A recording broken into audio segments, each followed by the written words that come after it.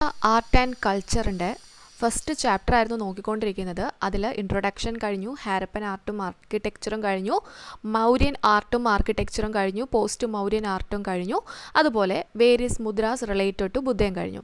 ഇനി അടുത്തൊരു ടോപ്പിക്കിലോട്ട് പോവുകയാണ്. ഈ ഒരു ടോപ്പിക്കുകളെല്ലാം പഠിച്ചതിന് ശേഷം മാത്രമേ അടുത്ത ടോപ്പിക്കിലോട്ട് നിങ്ങൾ പഠിച്ചു തുടങ്ങാവുള്ളൂ. അതിൻ്റെ ലിങ്ക് എല്ലാം തന്നെ ഡിസ്ക്രിപ്ഷൻ ബോക്സിൽ കൊടുത്തേക്കാം. അതുപോലെ തന്നെ നമ്മളുടെ പ്ലേലിസ്റ്റിൽ ഈ Indian art and architecture chapter 1 എന്ന് പറയുന്ന ഒരു പ്ലേലിസ്റ്റ് ഉണ്ട്. അതിനകത്തെല്ലാം ഇതിൻ്റെ വീഡിയോസ് അവൈലബിൾ ആണ്. അത് കണ്ടതിന് ശേഷം മാത്രം ബാക്കി പഠിച്ചു തുടങ്ങുക. ഓക്കെ, അപ്പം ഇന്ന് നമ്മൾ നോക്കുന്നത് ഗുപ്ത ഏജ് ആണ്. ഓക്കെ, അപ്പോൾ ഏറ്റവും ഇമ്പോർട്ടൻ്റ് ആയിട്ടുള്ള ഒരു പോർഷനാണ് ഈ ഗുപ്ത ഏജ് എന്ന് പറയുന്നത്. കുറച്ച് കാര്യങ്ങൾ ഇതിനകത്ത് കൂടുതലായിട്ട് പഠിക്കാനുണ്ട്. പക്ഷേ ഈസി ആയിട്ട് നമുക്ക് ഓർത്തിരിക്കാൻ പറ്റുന്ന കാര്യങ്ങൾ മാത്രമേ ഇതിനകത്ത് പഠിക്കുന്നുള്ളൂ. ഓക്കെ, അപ്പം നേരെ ചാപ്റ്ററിലോട്ട് പോകാം. ഈ ഗുപ്ത ഏജ് എന്ന് പറയുന്നത് ഫോർത്ത് സെഞ്ച്വറിയിൽ ഗുപ്തൻ എംപയർ ഉണ്ടാകുന്ന ആ ഒരു കാലഘട്ടത്തിനെ ഗോൾഡൻ ഏജ് ഓഫ് ഇന്ത്യ എന്നാണ് അറിയപ്പെടുന്നത്. ഓക്കെ, അപ്പം ഇത് പ്രീവിയസ് ഇയർ ക്വസ്റ്റ്യൻ ആണ്. ഗോൾഡൻ ഏജ് ഓഫ് ഇന്ത്യ എന്നറിയപ്പെടുന്നത് ഏത് പീരീഡാണ്? ഓപ്ഷൻസിൽ മൗര്യൻ പീരീഡും ഗുപ്ത പീരീഡും അങ്ങനെ ഒരുപാട് പീരീഡ് കാണും. അപ്പോൾ ആൻസർ എന്താണ്? Golden age. അപ്പം എന്താണ്? ജി അല്ലേ? ഗോൾഡൻ്റെ ജിയും ഗുപ്തയുടെ ജിയും സെയിം ആണ്. സോ എന്താണ്? ഗോൾഡൻ ഏജ് ഓഫ് ഇന്ത്യ എന്നറിയപ്പെടുന്ന ഏതാണ്? ഗുപ്ത പീരീഡിനെയാണ് അല്ലെങ്കിൽ ഗുപ്ത ഏജിനെയാണ് എന്തെന്നറിയപ്പെടുന്നത്? ഗോൾഡൻ ഏജ് ഓഫ് ഇന്ത്യ എന്നറിയപ്പെടുന്നത്. ഈ ഗുപ്ത പീരീഡ് പറയുമ്പം നമുക്ക് എന്താണ്? ആദ്യത്തെ ഗുപ്ത പീരീഡും പറയണം, അതുപോലെ തന്നെ അതിന് കുറച്ച് അവസാന നിമിഷമുള്ള ആ ഒരു ഗുപ്ത പീരീഡും പറയണം. ഈ ആദ്യ കാലഘട്ടത്തിൽ, ഈ ഗുപ്ത പീരീഡിലെ ആദ്യ കാലഘട്ടത്തിൽ, അതായത് ഏർലിയർ ഗുപ്ത റൂളേഴ്സ് എന്ന് പറയുന്നത് ആരായിരുന്നു? ബുദ്ധിസ്റ്റുകളായിരുന്നു അല്ലേ? അപ്പം ആ ബുദ്ധിസ്റ്റുകളുടെ അവിടെ ഉണ്ടായിരുന്ന കൂടുതൽ ആർക്കിടെക്ചർ ഉണ്ടായിരുന്നത് ബുദ്ധിസ്റ്റ് ആർക്കിടെക്ചർ ആയിരുന്നു. എന്നാൽ കുറേ കാലം കഴിഞ്ഞപ്പോഴത്തേക്ക്, ഈ ഗുപ്ത പീരീഡിൽ തന്നെ കുറേ കാലം കഴിഞ്ഞപ്പോഴത്തേക്ക് എന്ത് വന്നു? ഹിന്ദു റൂളേഴ്സ് വന്നു അല്ലേ? അപ്പം ലേറ്റർ ഗുപ്ത റൂളേഴ്സ് ആരായിരുന്നു? ഹിന്ദു റൂളേഴ്സ് ആയിരുന്നു. അപ്പോൾ അവിടെ ഏത് ആർക്കിടെക്ചർ ആയിരിക്കും കൂടുതൽ വരുന്നത്? ടെമ്പിൾ ആർക്കിടെക്ചർ ആയിരിക്കും. ഓക്കെ, ഇത് പഠിച്ചു വെച്ചിരിക്കുക. ഏർലിയർ ഗുപ്ത പീരീഡിലെ റൂളേഴ്സ് ആരായിരുന്നു? ബുദ്ധിസ്റ്റുകളായിരുന്നു. ലേറ്റർ ഗുപ്ത റൂളേഴ്സ് ആരായിരുന്നു? ഹിന്ദു റൂളേഴ്സ് ആയിരുന്നു. ഓക്കെ, ഇനി temple architecture reached it's climax during this period. ഏറ്റവും കൂടുതൽ ഈ ടെമ്പിൾ ആർക്കിടെക്ചർ കാര്യങ്ങളൊക്കെ നടന്നത് എന്താണ്? ഈ ഒരു പീരീഡിലാണ്. അതുപോലെ തന്നെയാണ് Buddhist and Jain art also reached its peak. ഈ ഒരു സമയത്തായിരുന്നു. ഈ ആർക്കിടെക്ചറിന് കൂടുതൽ ഇമ്പോർട്ടൻസ് ഏത് പീരീഡിലാണ്? നമ്മൾ ഈ ഒരു ചാപ്റ്ററിൽ ഇന്ത്യൻ ആർക്കിടെക്ചറും സ്കൾപ്ചറും പോർട്രേയാണ് പഠിക്കുന്നത് അല്ലേ? അപ്പോൾ ഏറ്റവും കൂടുതൽ ഇമ്പോർട്ടൻസ്, ഏറ്റവും കൂടുതൽ ആർക്കിടെക്ചർ വരുന്ന ഒരു പീരീഡാണ് ഏതെന്ന് പറയുന്നത്? ഈ ഗുപ്ത പീരീഡ് എന്ന് പറയുന്നത്. ഓക്കെ, അപ്പം ഈ ആർക്കിടെക്ചർ ഏത് ക്വസ്റ്റ്യൻ വന്നാലും കൂടുതലും നമ്മുടെ മനസ്സിൽ ഏത് വരണം? ഈ പഠിച്ച ഗുപ്ത പീരീഡ് ആയിരിക്കണം കൂടുതലും വരേണ്ടത്. ഇനി അപ്പോൾ നമ്മൾ ഇത്ര കാര്യങ്ങൾ പറഞ്ഞു അല്ലേ? ഇനി the Guptas rulers especially in the later phase where Brahmanical ruler. നമ്മൾ പറഞ്ഞു അല്ലേ, ആദ്യത്തെ കാലത്ത് ലേറ്റർ ഫേസ്, അതായത് അവസാന സമയത്ത് ആദ്യം വന്നത് ആരായിരുന്നു?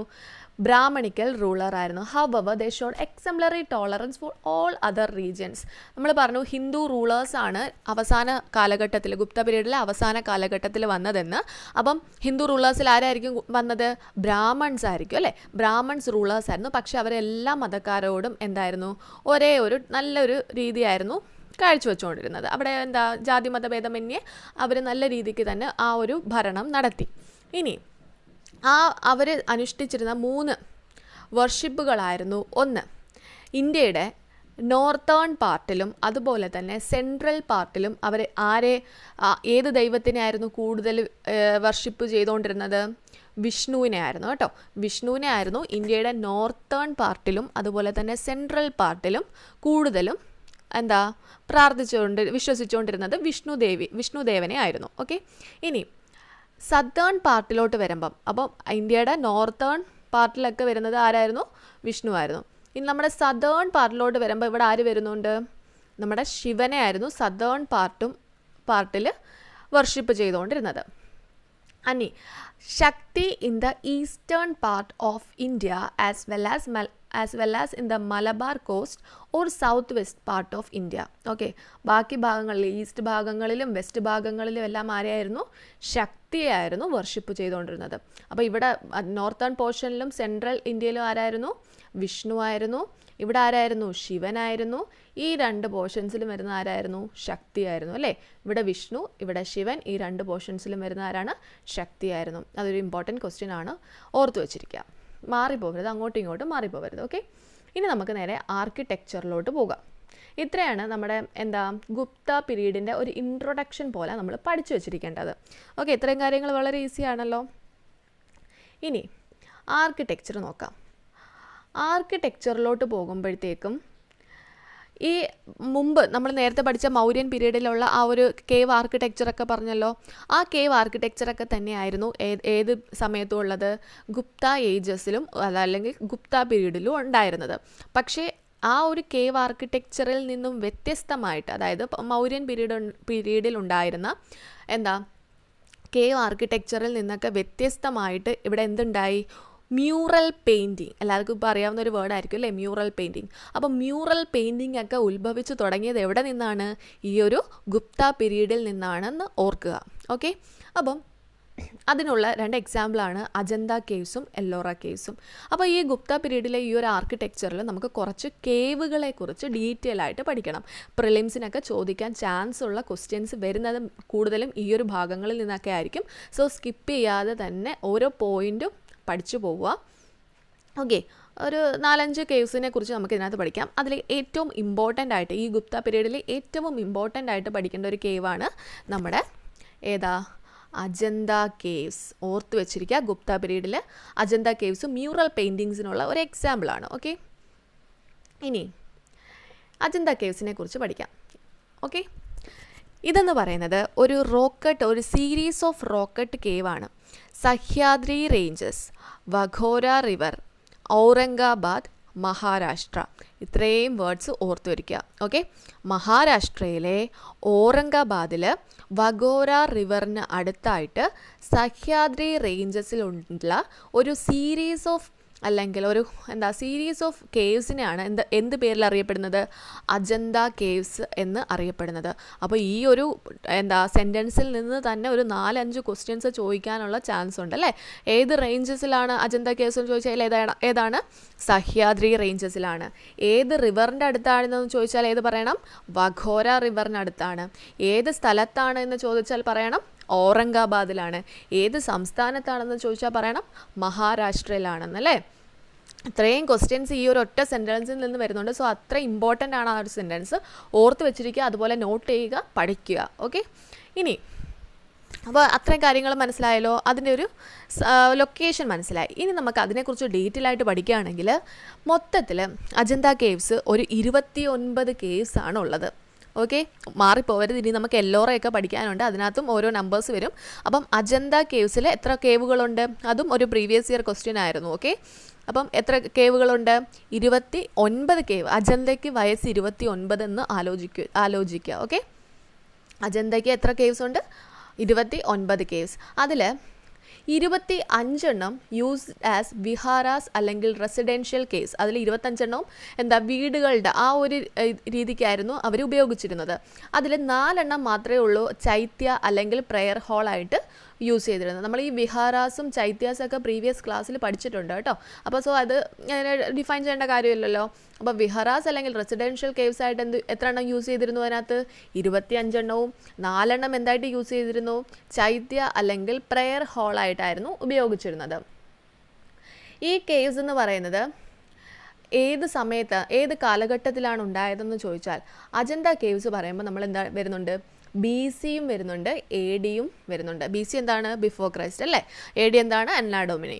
ഓക്കെ, അപ്പം 200 BC മുതൽ 650 AD കാലഘട്ടത്തിലാണ് ഈ ഒരു അജന്ത കേവ്സ് ഉണ്ടായത് എന്നാണ് വിശ്വസിക്കപ്പെടുന്നത്. ഈ അജന്ത കേവ്സിൽ കൂടുതലും ഇൻസ്ക്രൈബ് ചെയ്തിരിക്കുന്നത് അതായത് ആലേഖനം ചെയ്തിരിക്കുന്ന ആരാണ്? ബുദ്ധിസ്റ്റ് സന്യാസിമാരാണ്.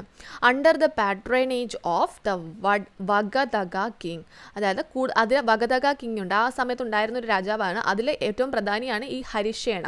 അപ്പോൾ അദ്ദേഹത്തിൻ്റെ ഒരു കാർമ്മികത്വത്തിൽ അല്ലെങ്കിൽ രക്ഷകർത്തൃത്വത്തിൽ ബുദ്ധിസ്റ്റ് സന്യാസിമാർ എന്താണ് ആലേഖനം ചെയ്തിരിക്കുന്ന ഒരു കേവാണ് ഈ അജന്ത കേവ്സ് എന്ന് വിശ്വസിക്കുന്നു.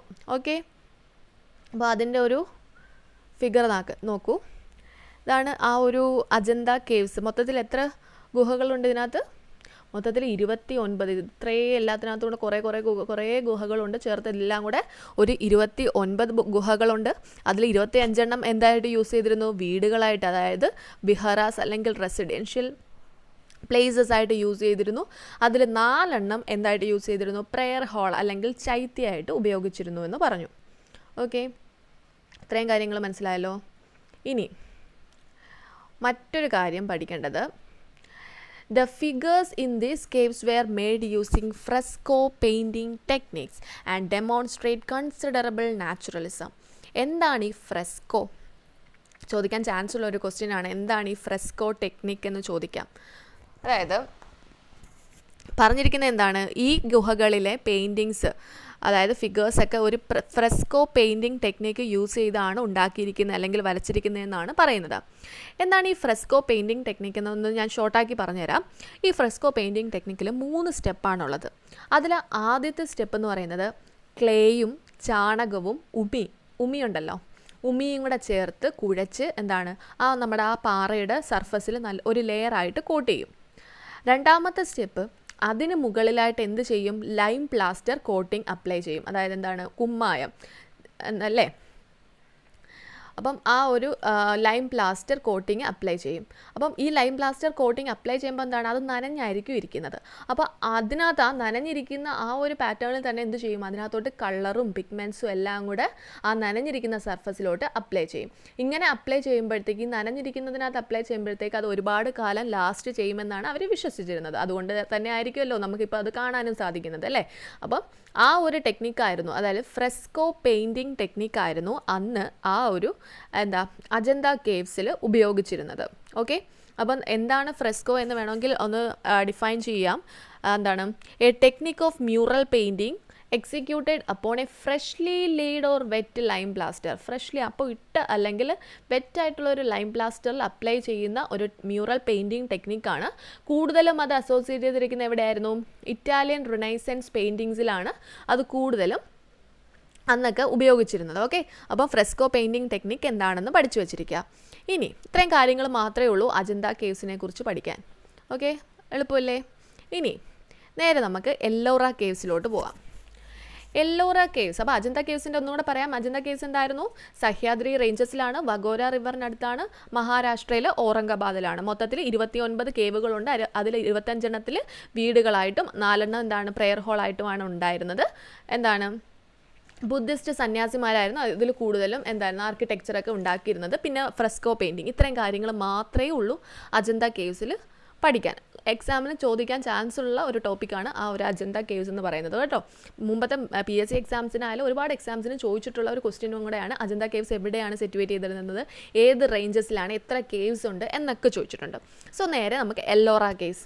എല്ലോറ കേവ്സ് എന്ന് പറയുമ്പോഴത്തേക്കും അജന്ത കേവ്സിൽ നിന്ന് ഒരു 100 കിലോമീറ്റർ പോയാൽ നമുക്ക് എവിടെ എത്താം?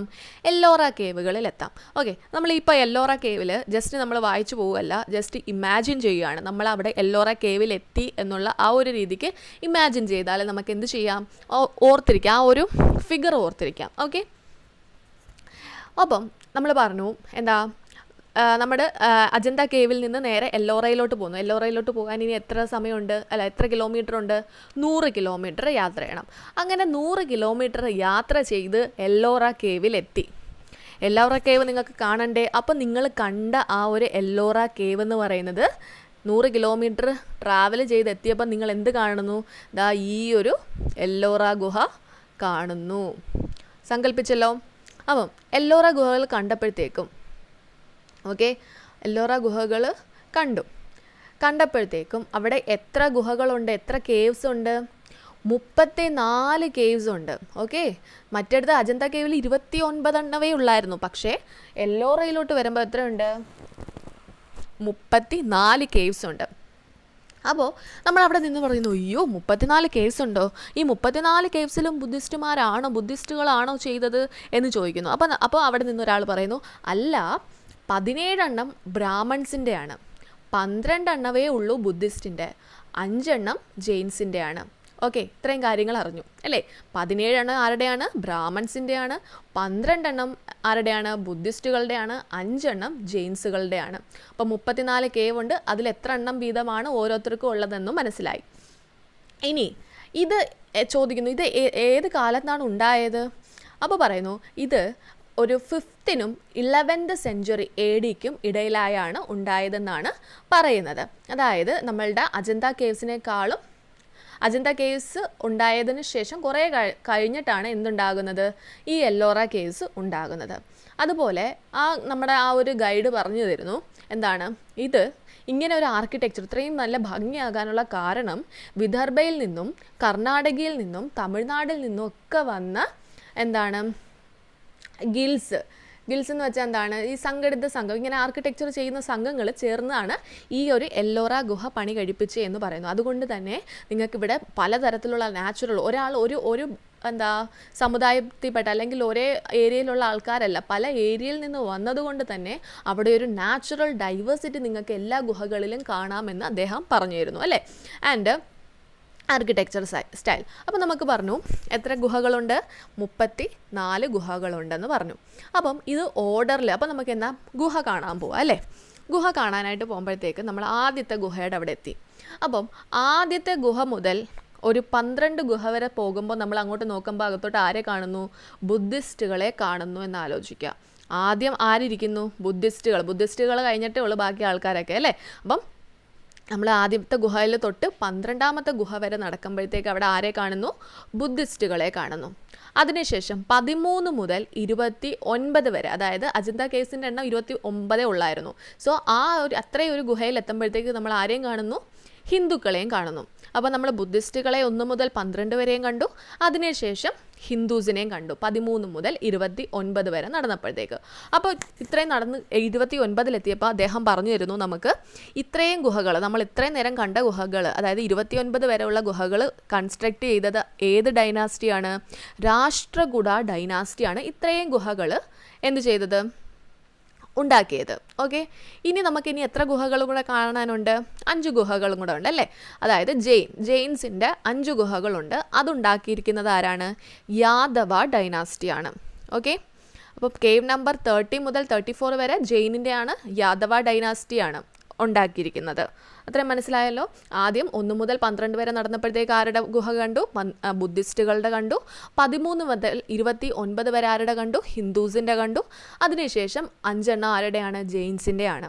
ഇത് ആരൊക്കെയാണ് കൺസ്ട്രക്ട് ചെയ്തതെന്ന് പഠിച്ചു. ഇനി ഇത്രയും 34 ഗുഹകളിൽ ഇമ്പോർട്ടൻ്റ് ആയിട്ട് കുറച്ച് ഗുഹകളുണ്ട്. അതിനെക്കുറിച്ചും കൂടെ ഡീറ്റെയിൽ ആയിട്ട് നമുക്ക് പഠിക്കാനുണ്ട്. പ്രീവിയസ് ഇയർ ക്വസ്റ്റ്യൻസ് ഒക്കെ കൂടുതലും ഇതിനകത്ത് നിന്നൊക്കെ ചോദിച്ചിട്ടുണ്ട്. ഓക്കെ, അപ്പം നല്ലതുപോലെ ശ്രദ്ധിച്ചിരുന്ന് പഠിക്കുക. അപ്പോൾ നമ്മൾ ആദ്യമേ പോകുന്നത് കേവ് നമ്പർ 10 നമ്മളിങ്ങനെ 1 മുതൽ 10 വരെ അങ്ങനെ നടന്നു പൊയ്ക്കൊണ്ടിരിക്കുക. അപ്പോൾ 10-ലെത്തിയപ്പോഴത്തേക്ക് ആ ഗൈഡ് പറഞ്ഞു, ഒന്ന് നിന്ന് ഞാൻ ഒരു കാര്യം പറഞ്ഞുതരാമെന്ന് പറഞ്ഞു. എന്താ കാര്യം? ഇതെന്ന് പറയുന്നത് ബുദ്ധിസ്റ്റ് ചൈത്യ കേവാണ്. ബുദ്ധിസ്റ്റിൻ്റെ ചൈത്യ കേവ്, അതായത് ചൈത്യം നമ്മൾ പറഞ്ഞു പ്രെയർ ഹോളാണെന്നല്ലേ. അത് അറിയപ്പെടുന്നത്, ഈ ഗുഹ അറിയപ്പെടുന്നത് വിശ്വകർമ്മ ഗുഹ അല്ലെങ്കിൽ കാർപ്പൻറ്റേഴ്സ് കേവ് എന്നാണ് അറിയപ്പെടുന്നത്. ഇവിടെ അകത്തോട്ട് നോക്കൂ, ബുദ്ധ ഈ സീറ്റഡ് ഇൻ ധർമ്മചക്രത്തിൽ ആരിയ്ക്കുന്നു? ബുദ്ധൻ ഇരിക്കുന്നു അല്ലേ. ധർമ്മചക്ര മുദ്രയിൽ ഇരിക്കുന്നു. Here with the Bodhi tree carved at his back. അദ്ദേഹത്തിൻ്റെ ബാക്കിലായിട്ട് എന്ത് കാർവ് ചെയ്തിട്ടുണ്ട്? ബോധി ട്രീ കാർവ് ചെയ്തിട്ടുണ്ട്. ഓക്കെ, അപ്പം നമ്മൾ അകത്തോട്ട് നോക്കുമ്പോൾ ആരെ കാണുന്നു? ധർമ്മചക്ര മുദ്രയിൽ ഇരിക്കുന്ന ബുദ്ധനെ കാണുന്നു. അദ്ദേഹത്തിൻ്റെ ബാക്കിലായിട്ട് ബോധി ട്രീ ഉണ്ട്. ഈ ഒരു ഗുഹ അറിയപ്പെടുന്നത് എന്തെന്നാണ്? വിശ്വകർമ്മ ഗുഹ അഥവാ കാർപ്പൻറ്റേഴ്സ് കേവ് എന്നാണ് അറിയപ്പെടുന്നത്. അപ്പോൾ നിങ്ങൾ അങ്ങോട്ട് നോക്കുമ്പോൾ കണ്ട കാഴ്ച ഞാനിപ്പോൾ കാണിച്ചു തരാം. ഇതാണ് കാണുന്നത്. അകത്തേട്ട് നോക്കിയപ്പോൾ കാണുന്ന കാഴ്ച ഇതാണ് അല്ലേ. ഇത് ആരാണ്? നമ്മുടെ ബുദ്ധനാണ്. ധർമ്മചക്ര മുദ്രയിൽ ഇരിക്കുകയാണ്. ധർമ്മചക്ര മുദ്ര എന്താണെന്നൊക്കെ നമ്മൾ പ്രീവിയസ് ക്ലാസ്സിൽ പഠിച്ചിട്ടുണ്ട്. സോ ധർമ്മചക്ര മുദ്രയിൽ ഇരിക്കുന്നു. ഈ ഗുഹ അറിയപ്പെടുന്ന പേരെന്താണ്? വിശ്വകർമ്മ ഗുഹ അല്ലെങ്കിൽ കാർപ്പൻറ്റേഴ്സ് കേവ് എന്നാണ് അറിയപ്പെടുന്നത്. ഓക്കെ, ഇനി നമ്മൾ നേരെ 10 കഴിഞ്ഞിട്ട് നമ്മൾ എങ്ങോട്ട് പോകുന്നു? 14 പോകുന്നു. ഓക്കെ, 14 ചെന്നപ്പോഴത്തേക്ക് അവിടെ ഒരു തീമുണ്ട്. ആ തീമിൻ്റെ പേരാണ് രാവൺ കി ഘായി. രാവൺ കി ഘായി എന്നാണ് 14 തീം. ഓക്കെ, ആ തീം കാണിച്ചു തരാം. എന്താണ്ടേ ഈ സെൻറ്റർ പോർഷനിലുള്ള ഫിഗറാണ് രാവൺ കി ഘായി. ഇതാണ് രാവൺ കി ഘായി എന്ന് പറയുന്നത്. ഓക്കെ, അപ്പോൾ 10 നമ്മൾ എന്ത് കണ്ടു? ബുദ്ധൻ്റെ ഇത് കണ്ടു. അതിനുശേഷം നമ്മൾ കാണുന്നത് രാവൺ കി ഘായി. എവിടെയാണ്? ഇത് 10-ലും ഇതെവിടെയാണ്? കേവ് നമ്പർ 14-ലുമാണ്. ഓക്കെ, ഇനി 10 കഴിഞ്ഞു, 14 കഴിഞ്ഞു. ഇനി 15 ചെല്ലുമ്പോൾ എന്താ കാണുന്നത്? ദശാവതാർ ടെമ്പിൾ ആണല്ലേ. 15, 14 കഴിഞ്ഞ് തൊട്ടടുത്ത് 14 കാണണം, നമ്മൾ 15 കാണണം, 16 കാണണം. അപ്പോൾ ആദ്യമേ രാവണനെ കണ്ടു, അതിനുശേഷം നമ്മൾ എങ്ങോട്ട് പോകുന്നു? ദശാവതാർ ടെമ്പിൾ കാണാൻ, ടെമ്പിൾ നോക്കുകയാണ്. അതാണ് ഈ ഒരു ഫിഗർ കാണിച്ചിരിക്കുന്നത്. ഇതേതാണ്? ദശാവതാർ ടെമ്പിളാണ്. ഇതിൻ്റെ നമ്പർ എത്രയാണ്? കേവ് നമ്പർ 15 ആണ്. ഇതെത്രയാണ്? 14 ആണ്. ഇതെത്രയാണ്? 10 ആണ്. ഓക്കെ, ഇത്രയും മനസ്സിലായല്ലോ. ബുദ്ധൻ്റെ പ്രതിമ ഉള്ളത് 10-ൽ, രാവൺ കി ഘായ് എവിടെയാണ്? 14-ൽ, ദശാവതാർ ടെമ്പിൾ എവിടെയാണ്? 15-ൽ. ഓക്കെ, ഇത്രയും കഴിഞ്ഞു. ഇനി നമ്മൾ 16-ാമത്തെ ഗുഹ. 16-ാമത്തെ ഗുഹ ഇച്ചിരി ഇമ്പോർട്ടൻ്റ് ആയിട്ടുള്ളൊരു ഗുഹയാണ്. ഓക്കെ, 16-ാമത്തെ ഗുഹ എന്ന് പറയുന്നത് കൈലാഷ ടെമ്പിളാണ്. Kailasha temple dedicated to lord Shiva. ശിവന് വേണ്ടിയിട്ടുള്ള കൈലാഷ് ടെമ്പിളാണ് ഈ 16-ാമത്തെ ഗുഹയിൽ ഉണ്ടാക്കിയിരിക്കുന്നത്. It is developed under the patronage of Rashtrakuta king Krishna 1. Krishna 1 എന്ന് പറയുന്ന രാഷ്ട്രകൂട രാജാവിൻ്റെ രക്ഷകർത്തൃത്വത്തിലാണ് ഈ ഒരു കൈലാഷ് ടെമ്പിൾ ഉണ്ടാക്കിയിരിക്കുന്നത്. അത് എന്താണ്? മോണോലിത്ത് യൂസ് ചെയ്തുകൊണ്ടാണ് അത് കാർവ് ചെയ്തിരിക്കുന്നത്. And even has A courtyard. അതിന് എന്തുണ്ട്? ഒരു കോർട്ട്യാർഡ് ഉണ്ട്. ഓക്കെ, ഇതാണ് ആ ഒരു ഫിഗർ. നിങ്ങൾക്ക് ഗൂഗിൾ ചെയ്താൽ ഇതിനെക്കാട്ടി വലിയ ഇമേജസിൽ കാണാം കേട്ടോ. ഇതാണ് എന്ത് പറഞ്ഞത്? കൈലാഷ ടെമ്പിളാണ് ഈ ഒരു ഗുഹയിൽ ഉണ്ടാക്കിയിരിക്കുന്നത്. ഓക്കെ, കൈലാഷ ടെമ്പിൾ ആരാണ് ഉണ്ടാക്കിയിരിക്കുന്നത്? രാഷ്ട്രകൂട കിങ് ആയ കൃഷ്ണ 1ൻ്റെ പാട്രണേജിലാണ് ഉണ്ടാക്കിയിരിക്കുന്നത്. അതിനെന്തുണ്ട്? കോർട്ട്യാർഡും ഉണ്ട്. ഓക്കെ, നല്ല ഭംഗിയുണ്ട് അല്ലേ കാണാനായിട്ട്. ഇനി ഈ കേവ് നമ്പർ 16-ലാണ് ഒരുപാട് sculpture on the wall of Kailasha temple depicting Ravana shaking mount Kailasha. രാവണൻ എന്ത് ചെയ്യുന്നു? മൗണ്ട് കൈലാഷ ഒക്കെ ഷെയ്ക്ക് ചെയ്യുന്ന ഫിഗേഴ്സൊക്കെ ഉള്ളത് ഈ കേവ് നമ്പർ ഇതിനകത്താണ്. Okay, it is considered one of the masterpiece of Indian sculpture. Indian സ്കൾപ്ചറിൻ്റെ വൺ ഓഫ് ദ മാസ്റ്റർ പീസായിട്ട് കൺസിഡർ ചെയ്യുന്ന ഏത് ഫിഗറാണ്? ഈ കേവ് നമ്പർ 16 കൈലാഷ് ടെമ്പിളാണ്. ഓക്കെ, എല്ലോറ ഗുഹകളിലെ കാര്യമാണ് പറയുന്നത്.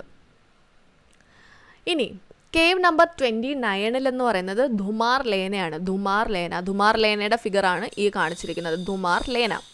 അതുപോലെ കേവ് 21 എന്താ വരുന്നത്? രാമേശ്വർ ലേനയാണ്. രാമേശ്വർ ലേനയാണ് കാണിച്ചിരിക്കുന്നത്. ഇതെന്താണ്? ധുമാർ ലേന, ഇത് രാമേശ്വർ ലേന. അതുപോലെ നേരെ നോട്ട്സിലോട്ട് പോവാം. ഓക്കെ, ഇത്രയും കേവ് നമ്പർ 16 കാര്യം പറഞ്ഞു. ഇനി താണ്ടേ കേവ് നമ്പർ 29 എന്താണ്? ധുമാർ ലേനയാണ്.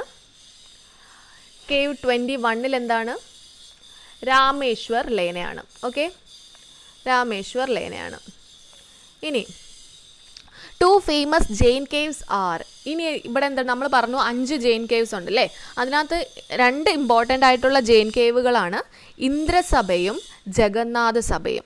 അപ്പോൾ ഓർത്തിരിക്കുക, ഇന്ദ്രസഭ ഏത് കേവിലാണ്? കേവ് നമ്പർ 32-ലാണ് എന്തെന്ന് വരുന്നത്? ഇന്ദ്രസഭ വരുന്നത് കേവ് നമ്പർ 32-ലാണ്. ജഗന്നാഥ സഭ വരുന്നത് ഏതിലാണ്? Cave number 33-ലാണ്.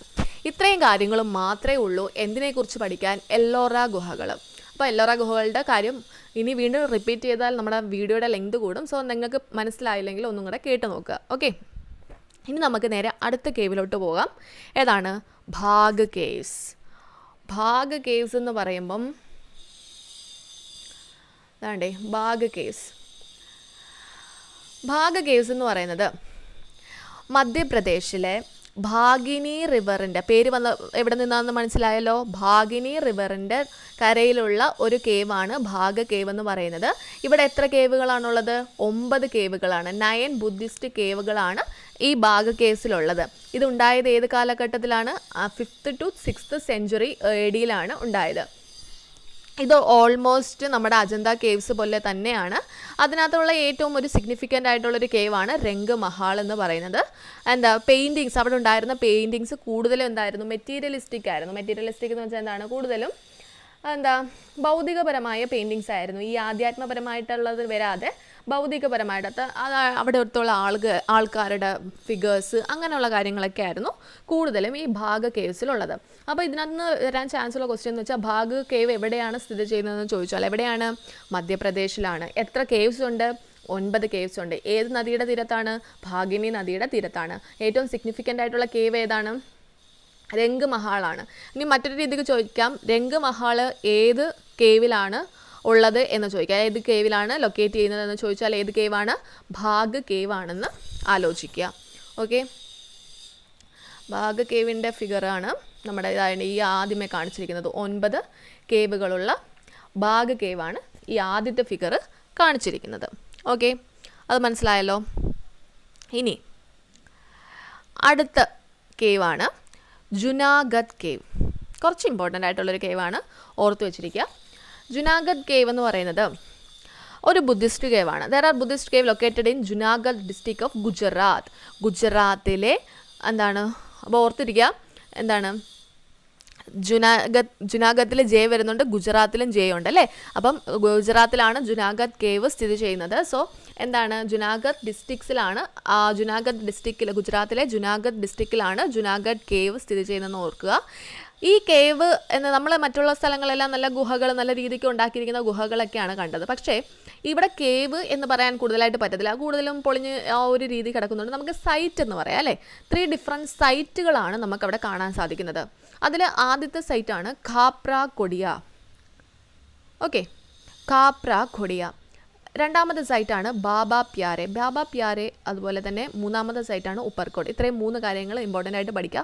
ഇനി ഈ സൈറ്റുകൾ ഏത് കേവിലെയാണെന്ന് ചോദിച്ചാൽ നിങ്ങൾക്ക് എഴുതാൻ അറിയണം ഏത് കേവിലെയാണ്, ജുനാഗഡ് കേവിലെയാണ്. ഓക്കെ, അപ്പം 3 പേരുകൾ ഖാപ്ര കൊടിയ, ബാബ പ്യാരെ, ഉപ്പർകോട്ട്. ജസ്റ്റ് ഇന്ന് ചുമ്മാ ഞാൻ ഓർത്തിരിക്കാൻ വേണ്ടിയിട്ട് കൊപ്ര എടുത്തുകൊണ്ട് ബാബ ഊപ്പറിലോട്ട് പോയെന്നാണ് ഓർത്തിരിക്കുന്നത്. നിങ്ങൾക്ക് നിങ്ങളുടെ രീതിയിൽ ഓർത്തിരിക്കാം. ഓക്കെ, അപ്പം ഈ ഒരു ജുനാഗഡ് കേവിലെ ഒരു യുണീക്ക് ഫീച്ചർ എന്താണെന്ന് വെച്ചാൽ ഒരു 30 മുതൽ 50 ഫീറ്റ് വരെ ഹൈറ്റുള്ള കോട്ട, അതായത് കോട്ടയ്ക്കുള്ളിൽ ഒരു അഭയസ്ഥലം, അതിനെയാണ് സിറ്റാഡൽ എന്ന് പറയുന്നത് അല്ലേ. അപ്പം ആ ഒരു അതിനെയാണ് ഉപ്പർ കോട്ട് എന്നറിയപ്പെടുന്നത്. അതിന് മുമ്പിൽ എന്തുണ്ട്, ഒരു പ്രെയർ ഹാളുണ്ട്. ഓക്കെ, അതാണ് കപ്ര കൊടിയ എന്ന് പറയുന്നത്. അതാണ്ട് കപ്ര കൊടിയയുടെ ഫിഗറാണ് ഈ കാണിച്ചിരിക്കുന്നത്, കപ്ര കൊടിയ. ഓക്കെ, കപ്ര കൊടിയാണ്. ഇതെന്താണ്, ബാബ പ്യാരെയാണ്. ബാബ പ്യാരെയാണ് ഈ ഒരു ഫിഗർ. ഏതാണ്, ഇതാണ്ട് ഈ ഒരു ഫിഗർ ബാബ പ്യാരെ. ഇതാണ് ഉപ്പർകോട്ട്. ഉപ്പർകോട്ടാണ് അവിടെ എന്താണ് ഉള്ളത്, 30 മുതൽ 50 ഫീറ്റ് ഹൈറ്റ് വരെ ഉള്ള എന്തുണ്ട്, സിറ്റാഡൽ ഉള്ളത് എവിടെയാണ്, ഉപ്പർകോട്ടിലാണ്. ഈ ഉപ്പർകോട്ട് ഒക്കെ ഏത് ഗുഹയുടെ ഭാഗമാണ്, ജുനാഗഡ് ഗുഹയുടെ ഭാഗമാണ്. ഇതൊക്കെ പഠിക്കുമ്പോൾ ഇച്ചിരിയൊക്കെ ഒന്ന് നമ്മൾ ആദ്യമായിട്ട് ഈ പേരുകളൊക്കെ കേൾക്കുമ്പോൾ കുറച്ചൊന്ന് ഓർത്തിരിക്കാൻ ഒരു ബുദ്ധിമുട്ട് വരും. പക്ഷേ നമ്മൾ പഠിച്ച് വീണ്ടും റിപ്പീറ്റ് ചെയ്തൊക്കെ പഠിക്കുമ്പോഴത്തേക്ക് ആ പേരുകളൊക്കെ നമുക്ക് പെട്ടെന്ന് കേൾക്കുമ്പോൾ തന്നെ ഓർമ്മ വരുന്ന രീതിക്കിലോട്ട് മാറും, ഉറപ്പാണ്. ഓക്കെ, എനിക്ക് ആദ്യമേയൊക്കെ പഠിക്കുമ്പോൾ എനിക്ക് പേരുകളൊക്കെ ഓർത്ത് വെക്കാൻ നല്ല ബുദ്ധിമുട്ടുണ്ടായിരുന്നു. പിന്നെ ഈ പഠിച്ചൊക്കെ വരുമ്പോഴത്തേക്ക് ആ കേവുകളുടെ ഒക്കെ പേര് നമ്മൾ സാധാരണ യൂസ് ചെയ്യുന്ന വേർഡ്സ് പോലെ തന്നെ നമുക്ക് ഓർത്തിരിക്കാൻ പറ്റും. ഓക്കെ, ഇനി നമുക്ക് അടുത്ത കേവിലോട്ട് പോകാം.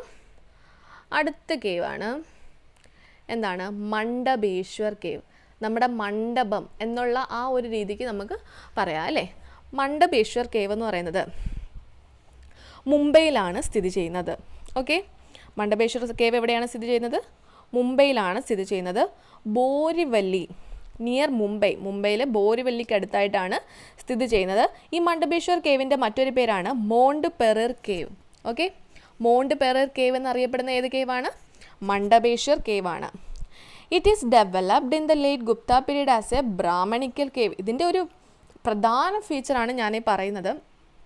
ഇത് ഉണ്ടായപ്പോൾ ഇത് എന്ത് കേവായിരുന്നു, ബ്രാഹ്മണിക്കൽ കേവായിരുന്നു അല്ലേ, ബ്രാഹ്മൺസിൻ്റെ കേവായിരുന്നു. പക്ഷെ കുറച്ച് കഴിഞ്ഞപ്പോഴത്തേക്ക് ഇത് നേരെ എങ്ങോട്ട് മാറി, ക്രിസ്ത്യൻ ചർച്ചായിട്ട് അല്ലെങ്കിൽ ക്രിസ്ത്യൻ കേവായിട്ട് മാറി. ഓക്കെ, അപ്പം വേണമെങ്കിൽ ചോദിക്കാം, ഗുപ്ത പീരീഡിലുള്ള ഏത് കേവാണ് എന്താണ് ബ്രാഹ്മണിക്കൽ കേവിൽ നിന്നും ക്രിസ്ത്യൻ കേവായിട്ട് മാറിയത് എന്ന് ചോദിച്ചാൽ ഏത് കേവാണ്? മണ്ഡപേശ്വർ കേവാണ്. അപ്പം മണ്ഡപം ആദ്യമേ ബ്രാഹ്മൺസിൻ്റെ മണ്ഡപം ഇപ്പോൾ ക്രിസ്ത്യൻസിൻ്റെ മണ്ഡപമായി എന്ന് ജസ്റ്റ് ഒന്ന് ഓർത്തിരിക്കുക. ഓക്കെ, അപ്പോൾ മണ്ഡപേശ്വർ കേവാണ് എന്ത് മാറിയത്? ബ്രാഹ്മൺകിൽ കേവിൽ നിന്നും എന്താണ് ക്രിസ്ത്യൻ കേവിലോട്ട് കൺവേർട്ടായത്. അത് ഇമ്പോർട്ടൻറ്റ് പോയിൻ്റാണ് കേട്ടോ, മറക്കരുത്. ഇതാണ് Brahmanical cave, Mandapeshwar cave. Okay, Mandapeshwar cave ഇത് കുറച്ചും കൂടെ വലുതാണ്, ഈ ചെറുതാക്കിയപ്പോഴത്തേക്കുള്ള ഇതാണ്. മണ്ഡപം പോലെയാണ് നമുക്കിത് ഫിഗർ കാണുമ്പോൾ തോന്നുന്നത്. ഓക്കെ, ജസ്റ്റ് ഗൂഗിൾ ചെയ്യുക, അതിനകത്ത് ഫോട്ടോസൊക്കെ അവൈലബിൾ ആണ്. ഇത്രയും കാര്യങ്ങൾ പഠിച്ചു. ഓക്കെ, മണ്ഡപേശ്വർ കേവിനെ കുറിച്ച് കുറച്ചും കൂടെ പറയാനുണ്ട്. The remains of the site include sculptures of Nataraja, Sadashiva and Ardhanarishvara. നമ്മൾ ക്രിസ്ത്യൻ കേവായിട്ട് മാറി, പക്ഷേ അവിടെ നിന്ന് കിട്ടിയ സ്കൾപ്ചേഴ്സൊക്കെ വെച്ചിട്ട് എന്തൊക്കെ സ്കൾപ്ചേഴ്സ് നമുക്ക് ലഭിച്ചിട്ടുണ്ട്? നടരാജയുടെ അതും സദാശിവയുടെയും അതുപോലെ അർദ്ധനാരീശ്വരയുടെയൊക്കെ കിട്ടിയിട്ടുണ്ട്. അതുപോലെ the church and its graveyard are situated above the cave presence. ഈ ഒരു കേവിൻ്റെ പരിസരത്തിന് മുകളിലായിട്ടാണ് ഈ ചർച്ചും അതുപോലെ തന്നെ ഗ്രേവ്യാർഡും എല്ലാം സ്ഥിതി ചെയ്യുന്നത്. ഓക്കെ, ആ ഒരു കാര്യം ഓർത്തിരിക്കുക. ഇനി നമ്മൾ ലാസ്റ്റ് ഇമ്പോർട്ടൻ്റ് ആയിട്ടുള്ള ഈ കേവുകളുടെ കാര്യത്തിൽ, ഈ ഗുപ്ത ഏജിലെ കേവുകളുടെ ലാസ്റ്റ് കേവാണ് ഈ ഉദയഗിരി കേവ് എന്ന് പറയുന്നത്. ഓക്കെ, ഇതും കൂടെ പഠിച്ചു കഴിയുമ്പോഴത്തേക്കും ആ കാര്യങ്ങൾ തീരും. പക്ഷേ ഇതൊരു ഇമ്പോർട്ടൻ്റ് ആയിട്ടുള്ള ഒരു കേവാണ് കേട്ടോ, അത് പറയാം. ഉദയഗിരി കേവ് എന്ന് പറയുമ്പോൾ നിങ്ങൾ മുമ്പ് പഠിച്ചിട്ടുണ്ടെങ്കിൽ നിങ്ങൾക്ക് ഒരു ഓർമ്മ കാണും, ഉദയഗിരി ഒഡീഷയിലുള്ള കേവ് ആയിരിക്കും അല്ലേ? പക്ഷേ അല്ല, ഒഡീഷയിലുള്ള ഉദയഗിരി കേവ് എന്ന് പറയുന്നത് ഉദയഗിരി ഖണ്ഡാഗിരി കേവാണ്. ഓക്കെ, ഉദയഗിരി ഖണ്ഡാഗിരി കേവാണ് ഒഡീഷയിലുള്ളത്. നമ്മൾ ഈ പഠിക്കുന്ന കേവ് എന്ന് പറയുന്നത് മധ്യപ്രദേശിലുള്ള കേവാണ്. മധ്യപ്രദേശിലെ വിഡിഷയിലുള്ള കേവാണ് ഉദയഗിരി. അവിടെയുള്ള ഉദയഗിരി കേവിനെ കുറിച്ചിട്ടാണ് പഠിക്കുന്നത്. രണ്ടും തമ്മിൽ മാറിപ്പോവരുത്. ഓക്കെ, അപ്പം ഗുപ്ത പീരീഡിൽ ഏത് കേവാണ്? ഉദയഗിരി കേവാണ്. മധ്യപ്രദേശിലുള്ള ഉദയഗിരി കേവാണ്. അപ്പം എന്താണ് മധ്യപ്രദേശിൽ ഉദയഗിരി കേവ് എവിടെയാണ് സ്ഥിതി ചെയ്യുന്നത്? വിഡിഷയിലാണ് അല്ലേ? യു വി ആലോചിച്ച് വെച്ചിരിക്കുക. ഉദയഗിരി കേവ് എവിടെയാണ്? വിഡിഷയിലാണ് സ്ഥിതി ചെയ്യുന്നത്. ഇത് ഓൾമോസ്റ്റ് ഒരു 5th സെഞ്ച്വറി AD ഉണ്ടായത്. ഏറ്റവും ഇമ്പോർട്ടൻ്റ് ആയിട്ട് ഓർക്കേണ്ടതാണ്ട് ചന്ദ്രഗുപ്ത സെക്കൻഡിൻ്റെ രക്ഷകർത്തത്തിൽ ഉണ്ടായ കേവാണ് ഏതെന്ന് പറയുന്നത്? ഈ ഒരു ഉദയഗിരി ഗുഹ അല്ലെങ്കിൽ ഉദയഗിരി കേവ് എന്ന് പറയുന്നത്. ആരുടെ പാട്രണേജിലാണ്? ചന്ദ്രഗുപ്ത സെക്കൻഡിൻ്റെ പാട്രണേജിലാണ്. It is famous for having numerous sculptures on the hill walls. ഒരുപാട് സ്കൾപ്ചേഴ്സൊക്കെ അതിൻ്റെ വോളുകളിലൊക്കെ ഉണ്ട്, അതുകൊണ്ട് അത് ഫേമസ് ആണ്. ഓക്കെ, അതുപോലെ അതിൽ ഇമ്പോർട്ടൻ്റ് ആണ് ദ സ്കൾപ്ചർ ഓഫ് വരാഹ. അതിൻ്റെ പടം നമുക്ക് നോക്കാം. സ്കൾപ്ചർ ഓഫ് വരാഹ എന്ന് പറയുന്നത് അതിൽ വളരെ ഇമ്പോർട്ടൻ്റ് ആണ്. അതിനെ അല്ലെങ്കിൽ എന്ത് പറയാം? ബോർ ഇൻകർണേഷൻ ഓഫ് വിഷ്ണു എന്ന് പറയാം.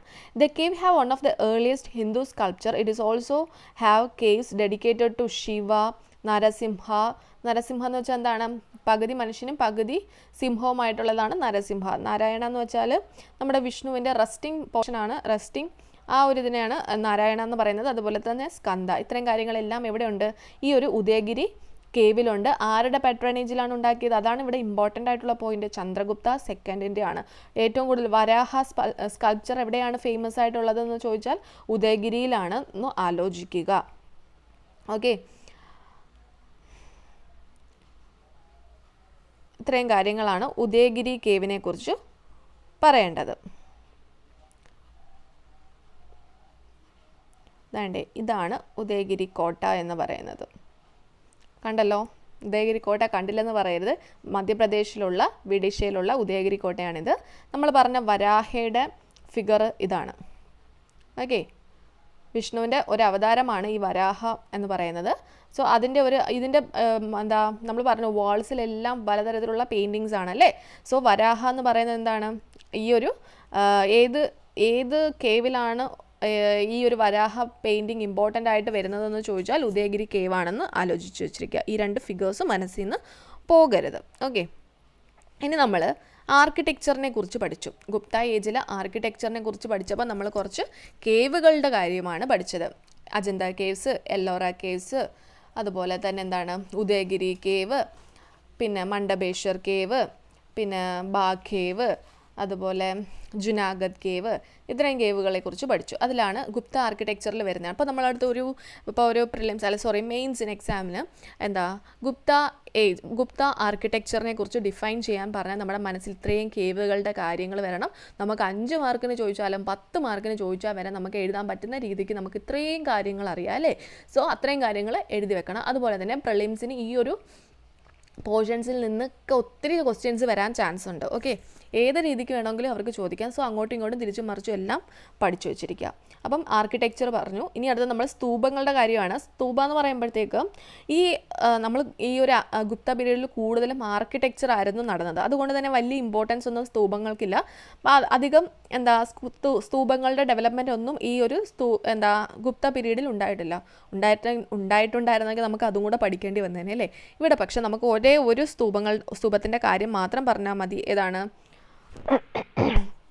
ധമേക് സ്തൂപയുടെ കാര്യം മാത്രം പറഞ്ഞാൽ മതി. ധമേക് സ്തൂപ എവിടെയാണ് സ്ഥിതി ചെയ്യുന്നത്? വാരാണസിയിൽ സാരനാഥിന് അടുത്തായിട്ടാണ് ധമേക് സ്തൂപ സ്ഥിതി ചെയ്യുന്നത്.